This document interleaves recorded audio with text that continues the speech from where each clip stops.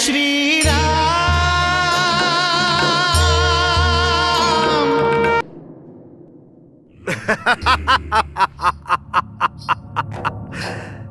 सुनला कुंभकर्ण, सुर्पनखा का कहलास? त्रिभुवन सुंदरी श्रृंगार करके आ रहल बाड़ी। हमार तो उत्सुकता बड़े लागल बा दशानन। स्वामी, हमनी के भोजन के प्रारंभ करे के चाही। हाँ भ्राताश्री, कहे कि भ्राता कुंभकर्ण के भूख लागल होगी। सीता के आवे तक कुंभकर्ण रुकी। सीता उस स्त्री भुवन सुंदरी के नाम बा? मिथिला के राजा जनक की कन्या। हाँ, उहे सीता।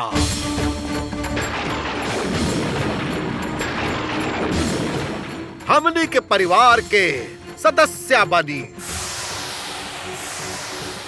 पहला बार हमनी के साथे भोजन करी। ओकरा बाद हमनी के विवाह संपन्न होगी।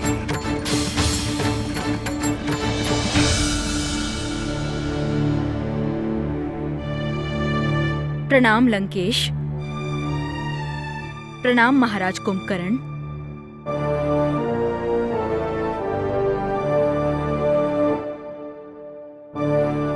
त्रिजटा, सीता कहाँ बाड़ी? सीता राज परिवार के स्त्री लोग खातिर भेंट भेजले बाड़ी महाराज। सीता? परंतु ओकरा पास भेंट कहाँ से आयल?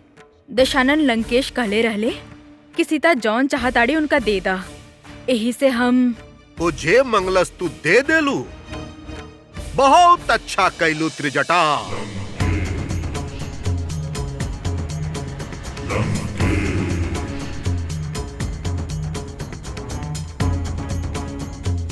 हम सीता के व्यवहार से अति प्रसन्न बानी।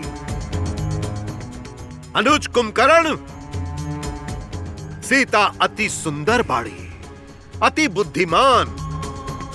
देखला, लंकेश के परिवार में सम्मिलित होके से पहले वो परिवार के स्त्री लोग के निकट आवल चाहताड़ी। भेंट के साथे साथे सीता संदेश भेजले बाड़ी महाराज।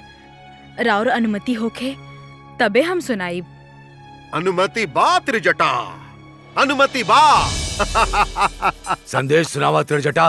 लंका के हर स्त्री के सीता के प्रणाम। अनाचारी, अधर्मी रावण के लंका के हर स्त्री आपन पति, पुत्र, पौत्र, देवर, जेठ, दामाद सबके सदा सदा खातिर खोए वाला बाड़ी।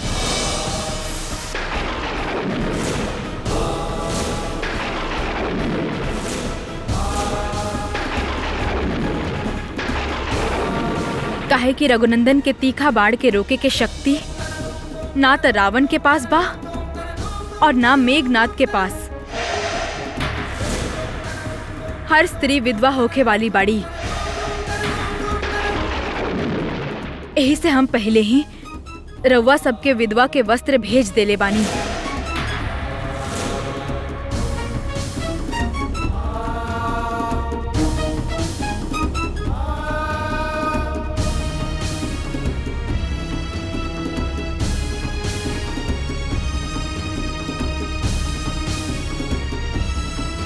आपन परिवार में जितना उत्सव मनावे के बा, वो रघुनंदन और हमार देवर जी के लंका में कदम रखे से पहले ही मना ले ही।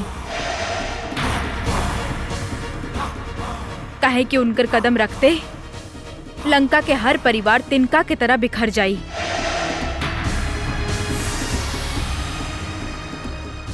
और फिर कभी उत्सव ना होगी। दशानन के जौन भाई निद्रा से जागल बा, उ रघुनंदन के कृपा से जल्दी काल निद्रा के अधीन हो जाई। सीते!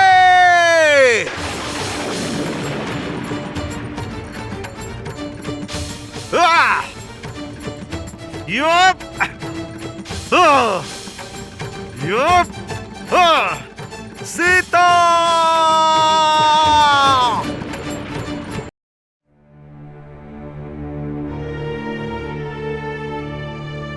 सूर्य पुत्र सुग्रीव के सौमित्र के प्रणाम। महाराज सुग्रीव के दशरथ नंदन श्री राम के दूत लक्ष्मण के प्रणाम। आसन ग्रहण करी राजकुमार लक्ष्मण। क्षमा करी महाराज सुग्रीव।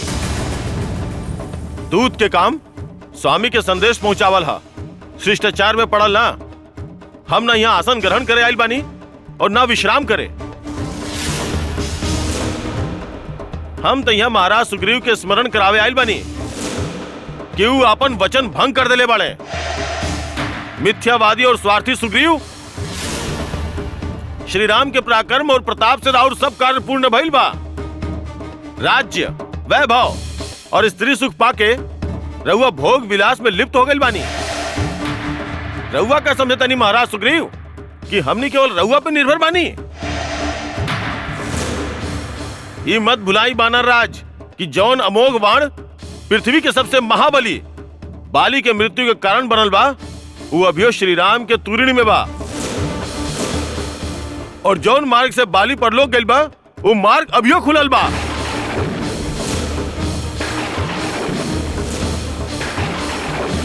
वीर लक्ष्मण, एगो मित्र और एगो राजा खातिर ऐसन कठोर शब्द के प्रयोग उचित नहीं खे। विशेषतः रवा जैसन उदार विचार वाला व्यक्ति और बुद्धिमान दूत के मुख से ऐसन शब्द के प्रयोग उचित नहीं खे। और वानर राज सुग्रीव जोन कैले वो उचित बका? ना लक्ष्मण भैया, वो उचित नहीं खे। परंतु महाराज सुग्रीव ना तो कृतज्ञ बाड़े और ना ही मिथ्यावादी। ई प्रभु श्री राम द्वारा कइल गेल उपकार के भी निखन भूलैले और ना ही मित्रता के वचन के भंग कैले बाड़े। रवा विश्वास करी राजकुमार लक्ष्मण, महाराज सुग्रीव श्री रामचंद्र जी के कार्य करे खातिर पूरा तरह से सतर्क बाड़े। लक्ष्मण भैया, रउआ यहाँ आवे से पहले ही महाराज सुग्रीव वीर वानर सबके दल चारों दिशा में संगठित करके एकत्रित करे खातिर नल और नील दोनों के भेज देले बाड़े। हमनी सब वानर के संगठित करके प्रभु श्री राम के चरण में उपस्थित होके ही वाला रहे कि रउआ आ गए। महाराज सुग्रीव बहुत दुख उठौले बाड़े, घोर दुख। ऐसे रास वैभव के विलास में इनकरा समय के ध्यान ना रहल। इतना अपराध अवश्य भइल बा इनका से।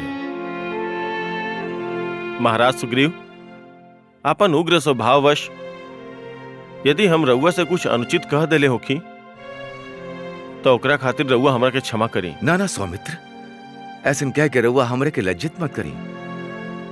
वानर कुलता रघुकुल के सदैव ऋणी ही रही।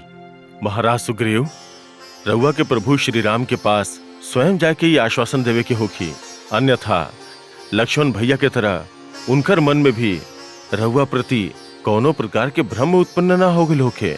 हनुमान जी ठीक कह रहल बाड़े महाराज। रवा के यही क्षण श्री राम के पास जाए के चाहिए। रउआ ठीक कहता नहीं। हम रघुनंदन की सेवा में अवश्य चाहिए। हम सीता के ओकर दुस्साहस के दंड दे, ओकरा के ओकर दुस्साहस के दंड दे। दंड तो देवे के ही चाहिए भ्राताश्री। सीता में बहुत अकड़ बा। ओकर अकड़ तो तुरंत ठिकाना पे आ जाए पिताश्री।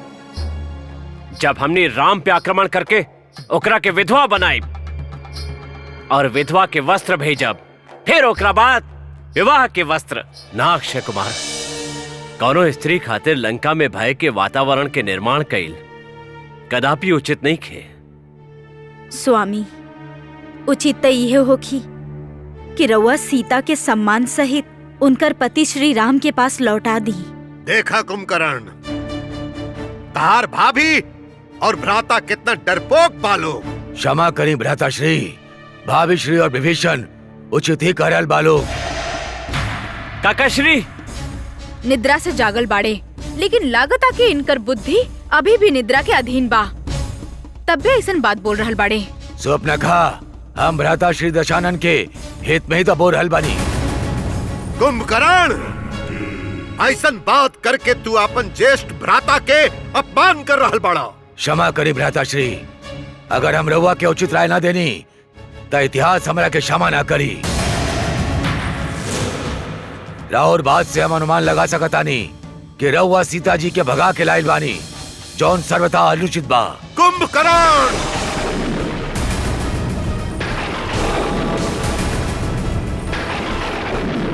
हमरा स्मरण बा भ्राताश्री कि लंका में एक बार समाचार आयल रहे कि मिथिला के राजा जनक के पुत्र सीता भगवान शिव के ऊ धनुष सहज ही उठैले रही, ठेकरा के बड़ा बड़ बलवान ना उठा पहिले। का रउआ भी स्मरण नहीं के भ्राताश्री?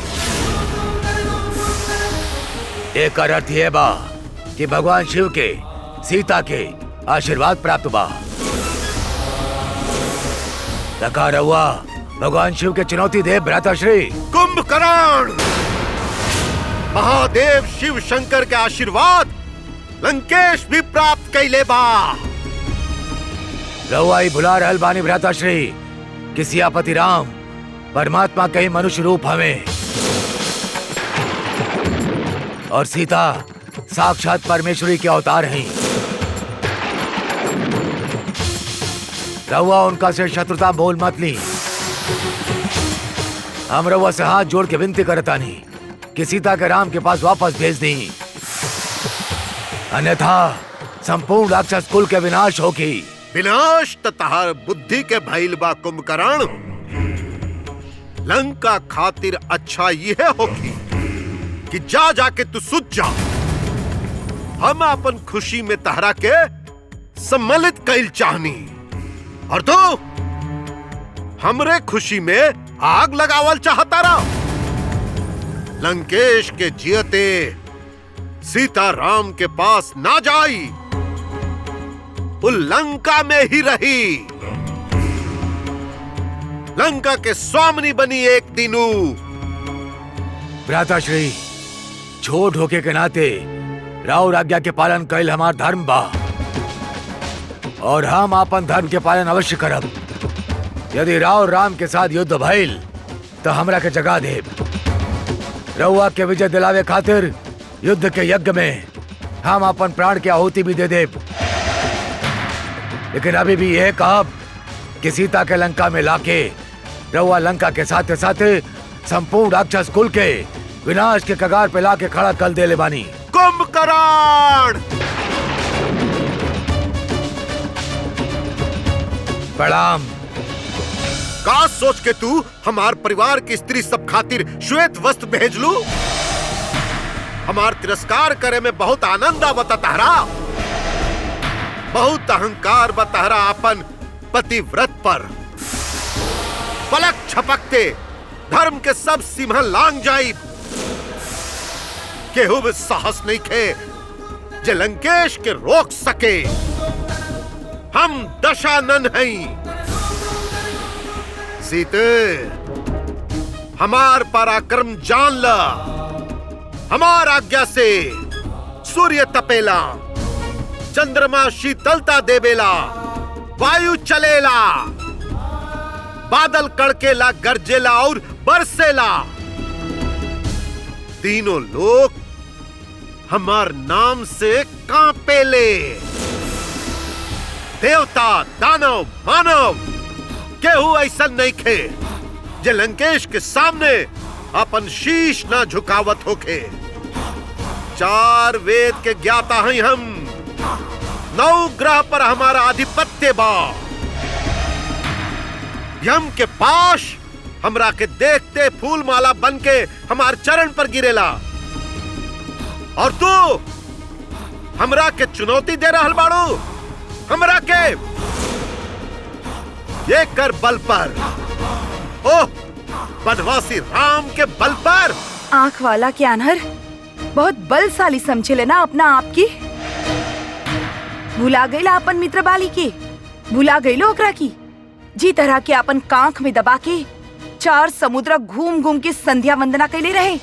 सीते, जौन प्रभु श्री राम के ईगो बाण से उ बलशाली बाली ना बात सकल, तो तहरा खातिर उनकर एक मुष्टि प्रहार ही बहुत बा तरह की यमलोक पहुंचावे खातिर। और तहार विनाश खातिर ये घास के तिनका ही बहुत बा।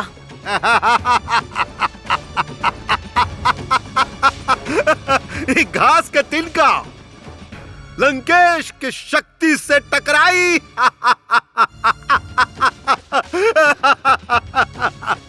एकरा के घास के दिन का मत समझ दुष्ट।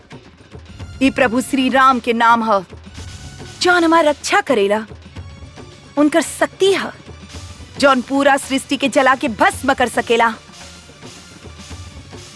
अपन वीरता के डींग मारेला मलिच। इतने पराक्रमी होता तो हमार पति प्रभु श्री राम के अनुपस्थिति में हमार हरण न करता।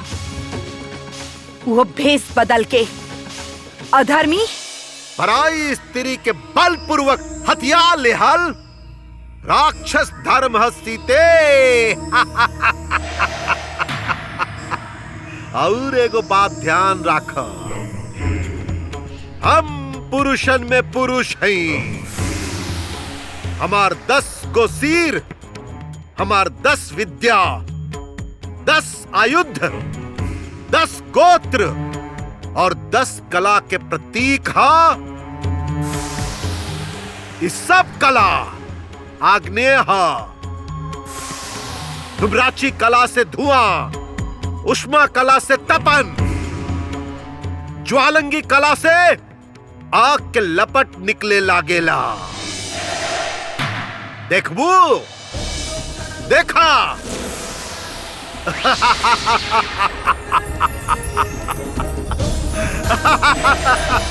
नहीं खे देखे कि हमरे तहारी चमत्कार।